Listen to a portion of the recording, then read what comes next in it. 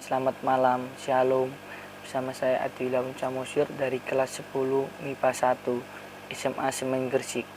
Hari ini saya akan mempresentasikan tentang agama saya. Presentasi hari ini berjudul Tumbuh dan Semakin Berhikmat.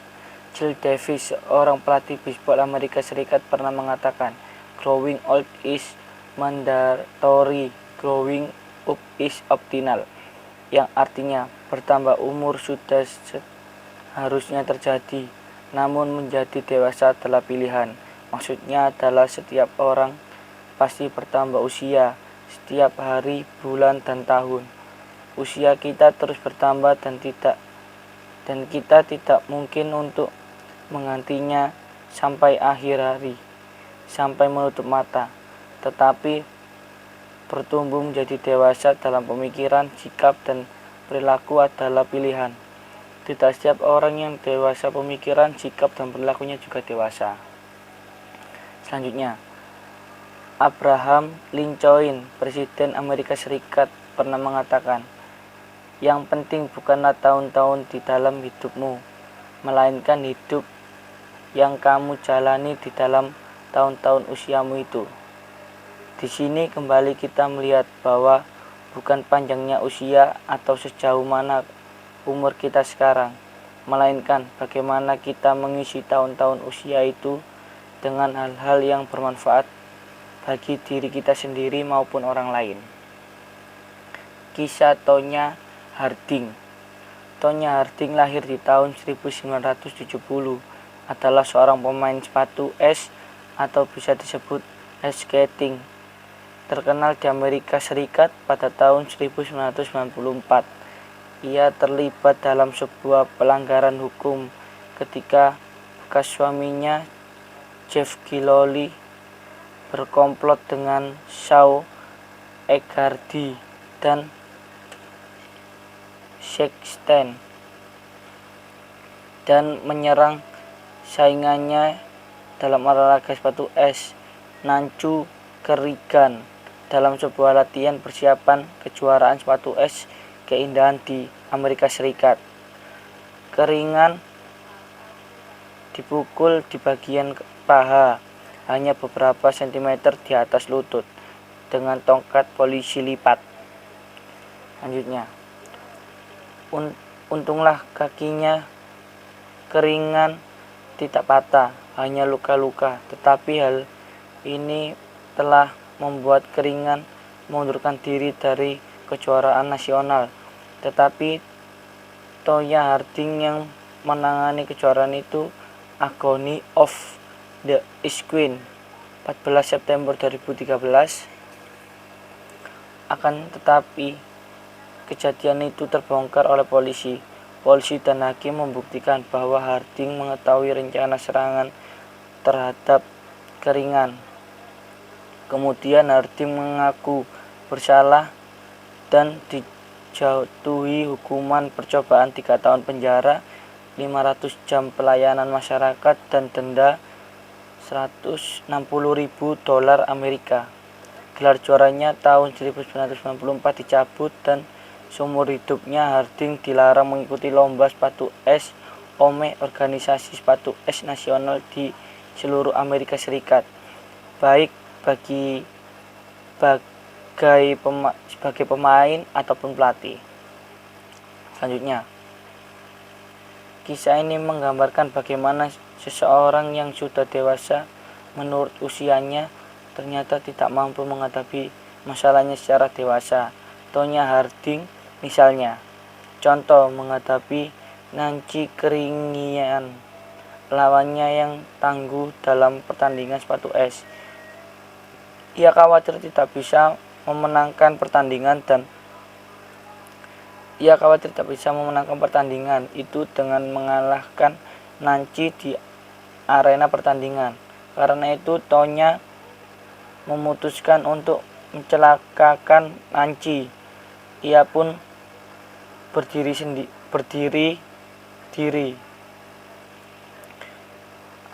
atau bahkan menyetujui apa yang direncanakan oleh Jeff Gillooly untuk mencelakakannya.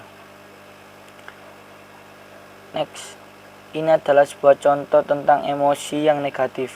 Emosi seperti ini seringkali ditampilkan oleh orang-orang yang tidak matang pribadinya, tidak siap menerima kekalahan secara terhormat, dan karena itu bersedia melakukan apa saja untuk mencapai tujuan.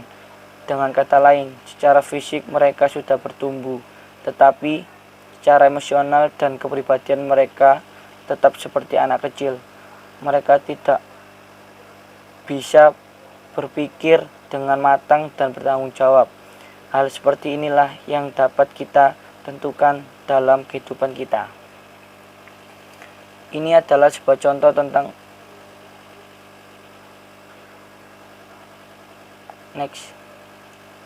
kematangan pribadi dan emosi. Salah satu cara yang paling mudah untuk menilai kematangan pribadi seseorang adalah dengan mengamati ekspresi emosinya. Emosi adalah pengalaman sadar yang subjektif yang terutama sekali dicirikan oleh ungkapan-ungkapan psikofisiologis, reaksi biologis, dan keadaan mental. Dalam kehidupan sehari-hari, emosi seringkali terlepas begitu saja ketika seseorang tidak mampu mengendalikan dirinya. Akibatnya, perkataan dan tindakan pun jadi tidak terkendali. Emosi bisa dilihat melalui bahasa tubuh, mimik, atau suara orang tersebut, melalui gerakan-gerakan atau intonasi suara, walaupun tidak sama persis dengan orang lain, tetapi tetap bisa kita lihat. Atau juga orang yang ingin memperlihatkan ekspresi emosinya kepada orang lain supaya orang lain memahami apa yang dirasakannya. Tetapi ada orang yang menyembunyikan emosinya supaya tidak diketahui orang lain, tentu dengan berbagai pertimbangan yang dimiliki oleh orang tersebut. Pendapat atau pandangan orang lain itu sedikit banyak memberi pengaruh pada bagaimana cara kita memandang diri kita sendiri. Safaria dan Saputra tahun 2009 memberikan contoh tentang bermacam-macam ekspresi jasmani yang bisa muncul dalam emosi seseorang. Misalnya, emosi marah, wajahnya memerah, nafasnya menjadi sesak, otot-otot tangan akan menegang dan energi tubuhnya memuncak. Emosi takut, mukanya menjadi pucat, jantungnya berdebar-debar. Ekman dan Fries seperti dikutip oleh Walgito tahun 1994 menyebutkan 3 macam emosi yang dikenal dengan display rules atau penampilan pada wajah atau tubuh manusia. Masking, keadaan seseorang yang dapat menyembunyikan atau menutupi emosi yang dialaminya. Modulation, keadaan seseorang yang dapat mengurangi emosi yang dialaminya. Simulation, orang tidak mengalami emosi tetapi seolah-olah mengalami emosi dengan menampakkan gejala-gejala kejasmanian. Berdasarkan pembagian emosi di atas, kita bisa tahu tentang macam-macam emosi dan faktor yang penting dalam mengembangkan emosi yang sehat adalah mengenalan yang benar tentang diri sendiri serta kesediaan untuk bertumbuh dan berkembang diri kita sendiri. Belajar dari Alkitab, Samuel, Hofni, dan Pinehas bersaudara. Di dalam Alkitab kita dapat menemukan banyak sekali contoh tentang pribadi yang tidak dewasa, tidak matang, dan tidak bertanggung jawab. Namun di pihak lain Alkitab juga mengajarkan kepada kita bagaimana cara hidup orang yang matang dan bertanggung jawab itu. Itulah pribadi yang Allah kehendaki di dalam hidup kita.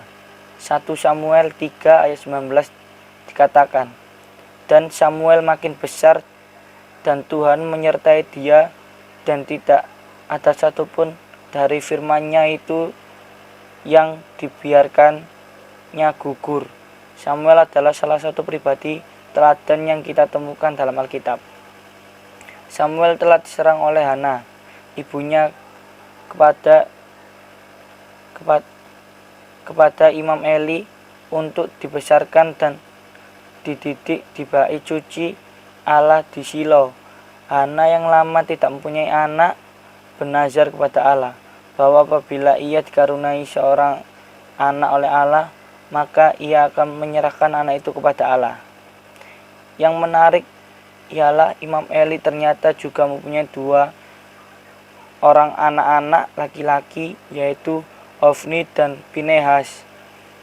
Kisah tentang kedua anak Eli ini digambarkan dalam ayat-ayat yang muncul sebelum ayat yang menggambarkan keadaan Samuel. Di satu pihak kita menemukan Hofni dan Pinehas yang egois, mementingkan diri sendiri dan tampaknya juga pemarah. Kitab 1 Samuel ini menceritakan bahwa setiap kali ada orang yang datang mempersembahkan korban sembelihan, Hofni dan Pinehas akan menyuruh para pelayan imam untuk mengambil daging yang paling atas, yang paling enak untuk mereka makan sendiri. Seharusnya bagian itu dibakar sampai hangus sebagai lambang persembahan yang penuh kepada Allah. Hofni dan Pinehas tidak rela membiarkan daging itu hangus begitu saja.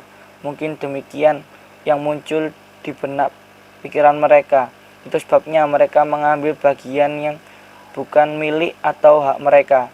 Mereka mencuri atau dalam istilah sekarang kasus ini dikenal sebagai korupsi. Perpecahan gereja Korintus. Sebuah kisah lain tentang sikap yang tidak dewasa dan tanggung jawab dapat kita temukan di kalangan gereja perdana di Korintus. Dalam 1 Korintus 3 ayat 1-9 kita menemukan kisah tentang pertikaian yang terjadi di gereja Korintus. Gereja itu terpecah-pecah menjadi kelompok-kelompok yang masing-masing saling membanggakan diri sendiri.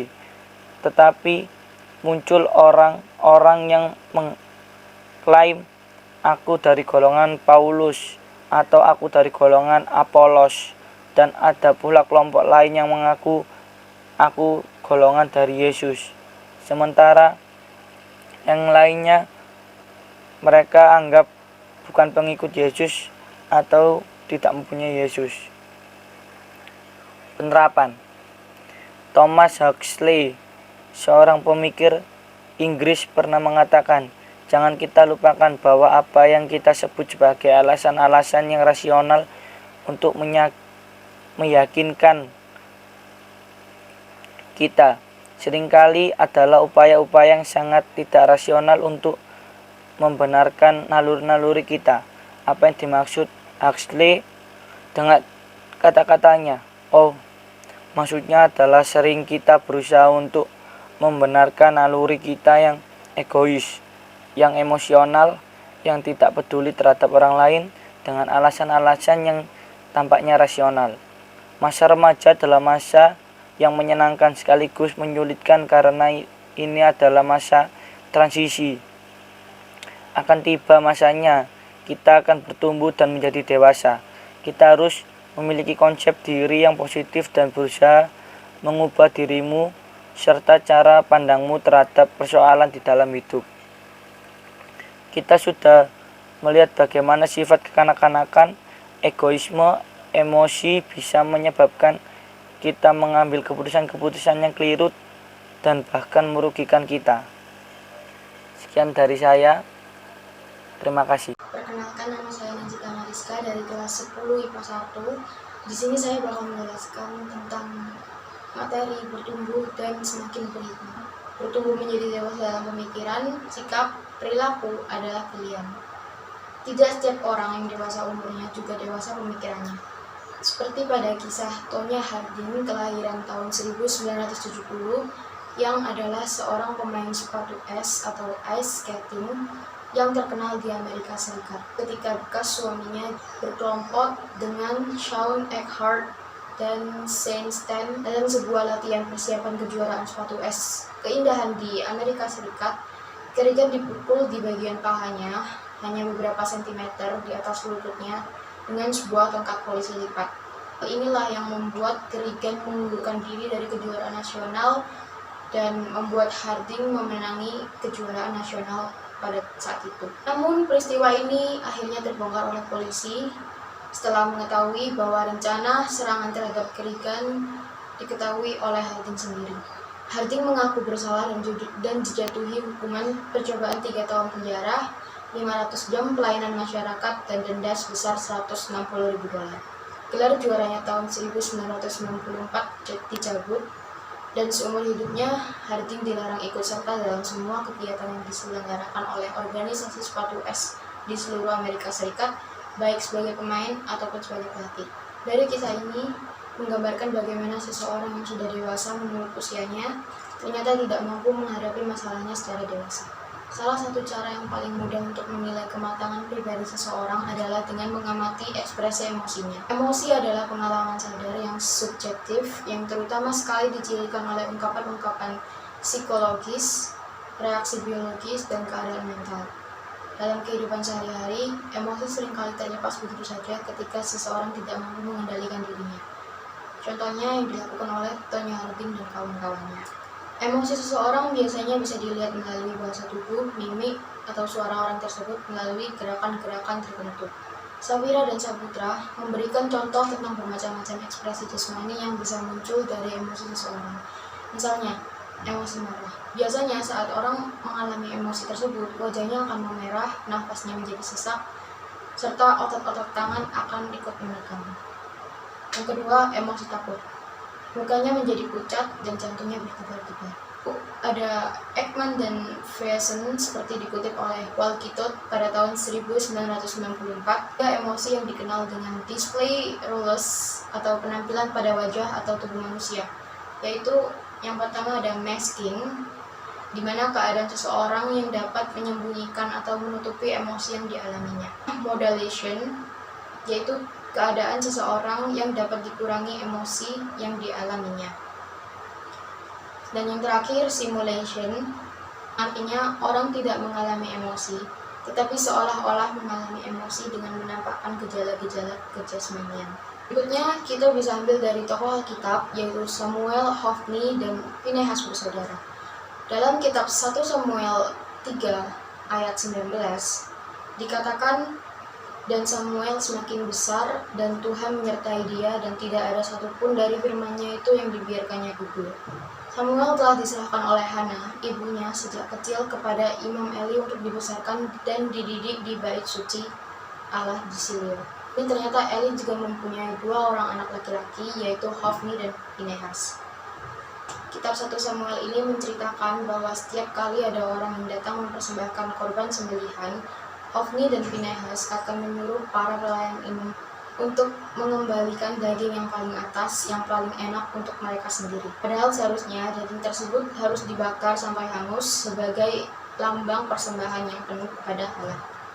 Sementara itu, bagaimana dengan Samuel? Ia digambarkan sebagai anak yang makin besar dan makin disertai Tuhan. Itu karena sikap kedewasaan Samuel lah yang membuat keadaan dirinya seperti itu. Kedua, ada perpecahan di gereja Korintus. Ini dalam 1 Korintus 3 ayat 1-9 dapat kita temukan kisah tentang pertikaian yang terjadi di gereja Korintus. Gereja itu terpecah menjadi beberapa kelompok yang masing-masing saling membanggakan diri sendiri. Dalam 1 Korintus 13 ayat 11 disebutkan pula, Rasul Paulus berkata, ketika aku kanak-kanak, aku berkata seperti kanak-kanak. Aku merasa seperti kanak-kanak, aku berpikir seperti kanak-kanak. Sekarang sesudah aku menjadi dewasa, aku meninggalkan sifat kekanak-kanakan itu. Berikutnya ada bertumbuh menjadi semakin berhikmat. Dalam Amsal 2 ayat 6 dikatakan, karena Tuhanlah yang memberikan hikmat, dari mulutnya datang pengetahuan dan kepandaian. Dan yang terakhir adalah rangkuman.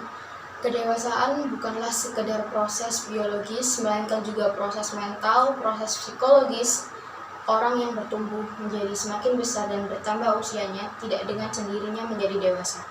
Sekian itu saja yang dapat saya sampaikan. Terima kasih.